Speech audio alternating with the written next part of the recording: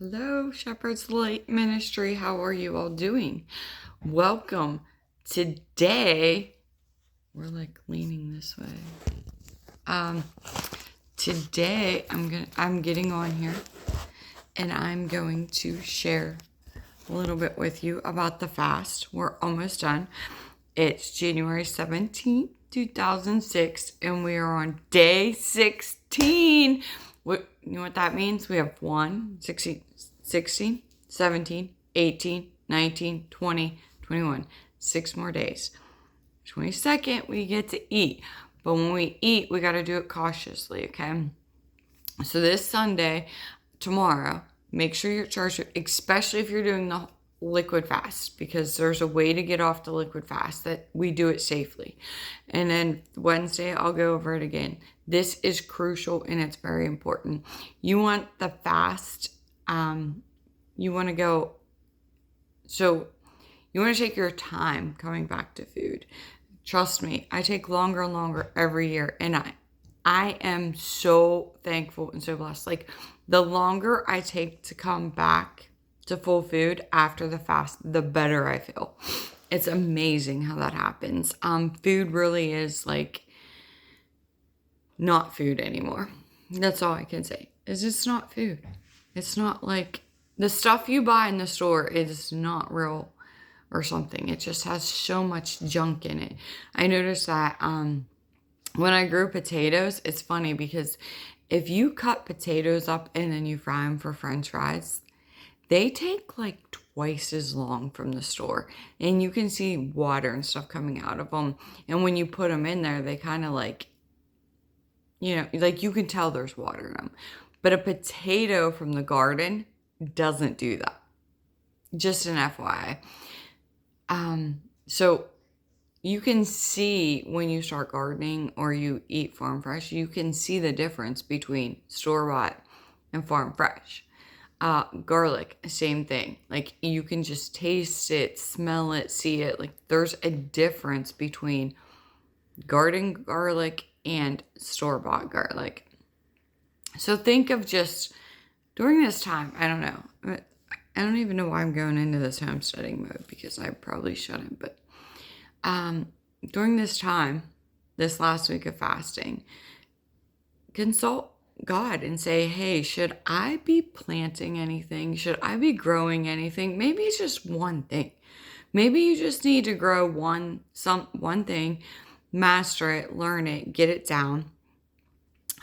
Maybe just that one thing will give you some of the nutrition you've been lacking in your diet that you need for your health. I've been trying to focus my garden more on less variety and more output for those things that I am successful. I'm going to tell you, it's hard. It's really hard. It's harder than I thought it would be, because you start tasting the stuff that's so good out of the garden that you just want everything planted and you want it all.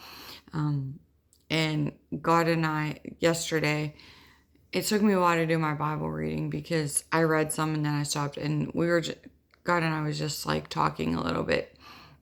And he actually downloaded how to set my garden up to utilize it, that it's more efficient. Amen. Because I keep feeling like I'm planting this stuff and I have a big enough space. Like, doing my research, I have enough space for Pastor Rick and I to live off of pretty much the garden, most of the produce in the garden, most of the year.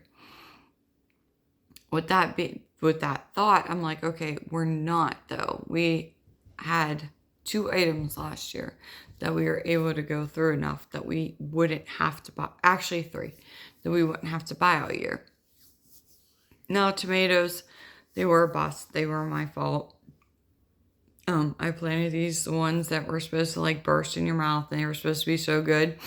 And they were snack tomatoes, and I was like, all right, that's perfect. And I put them out there for Pastor Rick's for when he's mowing the grass and that. And I was like, oh, he's going to be so excited. And well, here, those took over and did so well. And my other tomatoes, I had some, but I like twice as many as those tomatoes. And we had all these little ones we couldn't do anything with.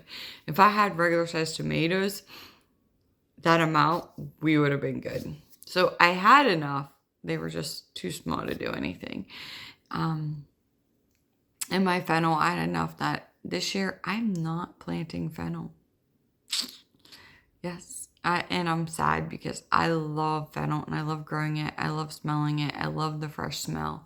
If it comes up, I might keep a couple just because, but I'm not going to plant any this year. I'm going to use, since I have enough, that's good. It's like, that's a blessing because I can plant something else that hopefully I can have 2 years storage with that item now. And then next year I can plant the fennel again. Fennel's hard anyways because it's not friends with a lot of people or a lot of other crops. So you don't have a lot of options of things to put next to the fennel, which is a bust too, but I love it and it smells good and it tastes good. But we're going to see. So I'm going to put something else there this year and see what happens. And hopefully I get enough. I would like to do another herb somewhere that I would get enough for 2 years. And that herb for 2 years, I can just keep turning out, which is good. Because then eventually my herbs are all fresh grown, which I love. That's so amazing. Anyways, I'm sorry. I was supposed to be doing a video for fasting and I ended up going into gardening and homesteading. But this is a thing. When you're fasting and you're praying and you're spending time with God, He's going to download stuff to you. Like He's going to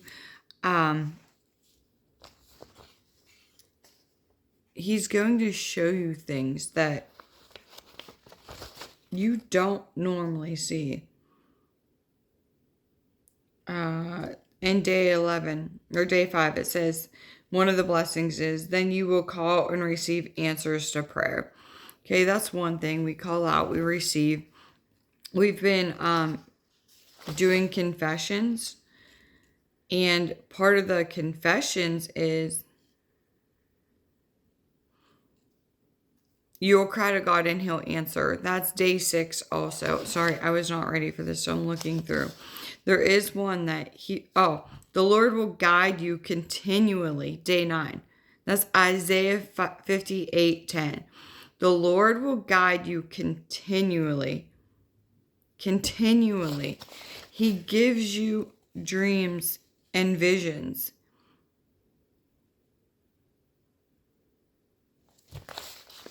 But we have to seek Him. We have to ask Him. And one of the things we've been doing is confessions this week. And one of the confessions is that He'll download stuff to us. He'll give us dreams, visions. He'll show us things like plans and business plans and things like that no one else knows. That's part of our confession, a few of them. I actually put a couple of them together. And just so that you know what we're doing. But He'll give you visions and business plans and plans for your life, and that if you ask and seek and spend some time with Him.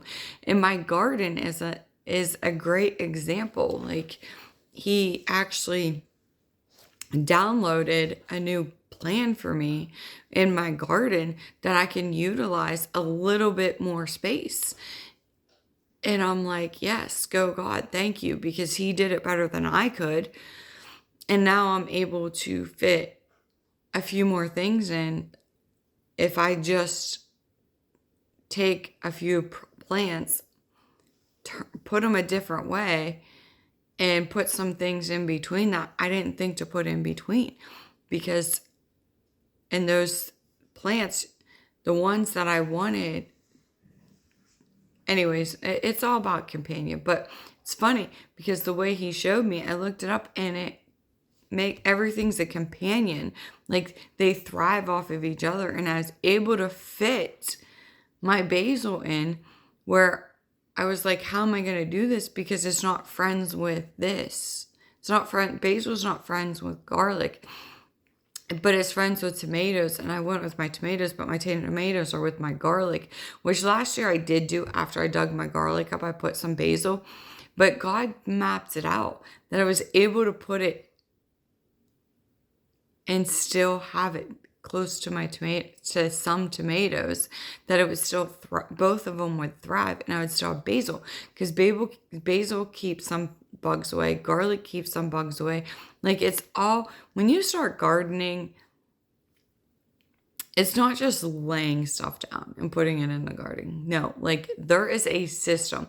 Some things like things that others don't like, and you got to figure out who likes who's friends with who, because if not, it doesn't grow. It really does. They don't. I didn't realize that green beans and carrots weren't friends, and last year I put my carrots under the green beans and I had like 2 carrots. That's it. The year before I didn't have that many either, but then I was like, oh, they're not friends. I thought they were friends. Here, no, they should be with the tomatoes, not with the carrots or with the green beans. So I just had to shift a few things, and I'm going to shift a few things this year, see how it goes. But God laid it out, so I think we're going to have abundance with a few things. And if I can get an abundance with some tomatoes, I could do a few less tomatoes next year. That's the goal. I want to do more tomatoes this year, no fennel, and have some reserves for tomatoes. And then next year I can plant tomatoes so we have fresh ones, but I don't need as many. So you got to, like, when you're planting, try to plant. And then this is where it gets hard. You try to plant enough that next year you don't have to plant as much. You can just plant some for the fresh. I tried doing that with green beans this year. I had some as a reserve, but honestly, not enough. Like honestly, I didn't even have enough that technically Pastor Rick and I wouldn't. Like, we'll probably make it through the year, but if we weren't going to the store and we were self-sustained, I wouldn't have enough. But since we do utilize the store, we have enough green beans, if that makes sense. So you really have to, like, take that into consideration. And it is a science. Like, there is the work to it. And thank God I have God on my side, because my garden does get prayed over. The dirt does get prayed over. And I had to go out yesterday, and I did a little bit, and I was like, all right, Lord. I looked at the plan he gave me, and I'm like, yep, that's why I use the man, because you got this all figured out. I'm like, Lord, I don't know if I could have did that myself. That was definitely you. And I looked, and I'm like, that is perfect. Perfect. Like, I counted across, and I'm like, look at you, God. Look at you. So I think we're going to be able to get a little more next year than we did this year, which is great. So excited. Then I was praying this morning about utilizing a different area, and got a little bit of plan there too he gave me. So he's downloading some stuff to me. So while you're fasting, ask him to download things to you. Confess that he is going to go do the confession video that I did Wednesday. Confess those confessions over your life, that he's going to show you things that you couldn't do yourself. Confess it. Lean on him for direction right now, because he's going to direct your path. He's going to show you things, because you're sensitive to the Spirit right now, that you're not going to see any other time unless you're fasting. And I'm so thankful. Like, I drew out what he downloaded to me, so I knew. And I journal every year in my garden. That way I know what worked, what didn't work, what I plan on changing, what I did change, what was a bust, what not to do. And I always put down a little bit of the weather, because that's important. Like, did we have a lot of rain? Did we not? Did I have to water most? And that all plays a part. So I document all that. That way I know, when it's raining, what works, what doesn't work. And I had the first year, I had a bad case of squash bugs. Well, I researched, and I guess garlic keeps them away. Guess what? I planted garlic last year, and thank you, Lord, squash bugs be gone. But you plant your garlic in the fall and you harvest it in the summer. So you plant it in like October. You harvest October, November, depending. It goes according to frost each year. So you plant it, and then in July you harvest it. June, July. And but they don't like the smell of it, the bugs. And they stay away. So that was a absolute total blessing. And my squash family did amazing last year because those bugs, I found a few, I took care of them right away, but I didn't have to battle them. The year before, it was like every day I was out there killing these squash bugs, fighting them off, putting stuff down on the garden, trying to kill them. I also started putting, when we have fires, some of the ashes down in the garden, which is supposed to help. Don't know if that's helped yet. I haven't done it enough to say yes or no. I just know ashes are really good for the garden anyway. So to me, it's like, I'd rather use them for the garden and get the nutrients out of them, whether they work or not. So it's been fun. It's been real. And I remember when I was a kid, like, my grandparents burned their gardens off every fall. They took all the leaves in the yard and they kept throwing them in, and they kept burning the garden where the garden was. And they burnt all the old plants and they burned it off. And those ashes were in the garden and they laid on top. And in the summer they flipped them over, and it helped keep my grandma, who's 104, is like, that's what kept the bugs down. It was the ashes. She's like, and it was the ashes, because we had fireplaces and the cool furnaces, that kept the bugs down. That's why we didn't battle bugs like you all battle bugs now. So there's some gardening tips. And I think I'm going to upload this, and this is going to be my gardening tips, homesteading, get ready for the spring video. So pray this week. If you don't know what you're doing with your garden, as you're fasting this week, pray and God will show you. If you don't have a garden, that's okay. Say, Lord, should I plant a garden? Should I just utilize a flower bed? Should I just put like one row in? Should I plant something? Should I do some herbs? Plant some herbs in your house. Each person, I don't care who you are. Don't tell me you don't have a green thumb. You can find something that you can grow. Honestly. Like, you might think there's nothing, but there's something. And when you master it and grow enough that maybe you can trade something with someone else that you have a hard time growing. I know my sister's really good at cucumbers. I bust on them. I don't know why. Can't grow cucumbers. But she does amazing at them. Like, she doesn't matter how her cucumbers just take off.